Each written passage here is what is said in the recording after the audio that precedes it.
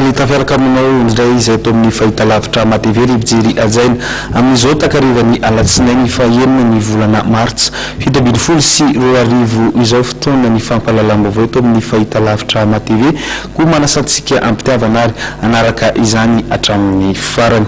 misongadina aloha atreto ny fiavian'ny rivodoza ianao ka makasika izay indrindra no andisa taratsika ny fotoana ny fampahalalam-baovao amin'izao takariva izao amin'izao fahatongavan'ny rivodoza ianao izao dia nandray fepetrany teo anivon'ny BNGRC amin'ny fampitandremana ny vahoaka mba hisoroana ireo loza mateti-pitranga mandritra ny fiavian'ny rivodoza dia jerentsika indrindra ary izay fanetedina izay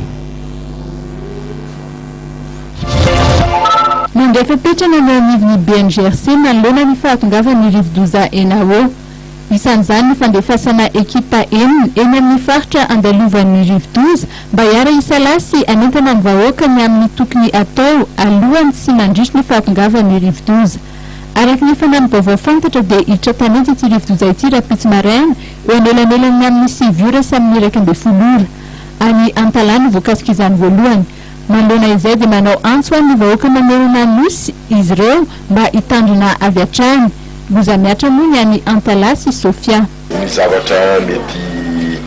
tsy tombana tamin'ny teo aloha dia namafisina ny fitantanana azy amin'ity indray torako ity. Zay zany anisan'ny sahady amin'izao ny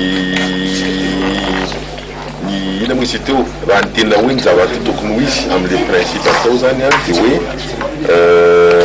alerte jaune zany ny any amin'ny toeran'ny Antalasy sy Sofia sy ny tariny reny dia zahay zao dia efa niteny sady amin'le ekipa any atoerana hoe ataovy efa hivadika alerte rouge nareo amin'izao satria sao dia varina ny olona sao dia elaela fa tonga avan'le communication atantsika somary mbola somary manana irana kely any dia efa avanceo sahady ny déclaration ny alerte rouge mba hahafahan'ny olona miomana amin'ny tena hoe enjana indrindra raha teny koa zany hoe inona ny zavatra namafisina tamin'ity taona ity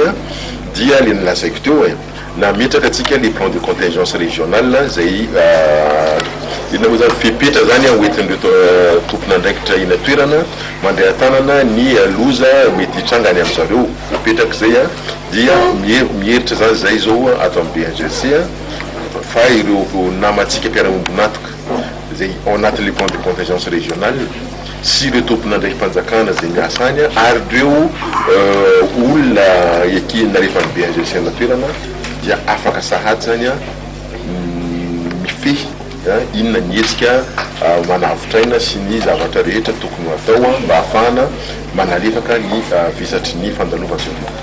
raha pitarana dia mitovy amin'ireny rivodoza ireny any enao raha ny eriny ho any eto Antananarivo manokana dia izy ny fiakaran-drano mandritra ho fandalovan'ny rivodoza io eto amintsika indrindra eny amin'ny faritra Iva.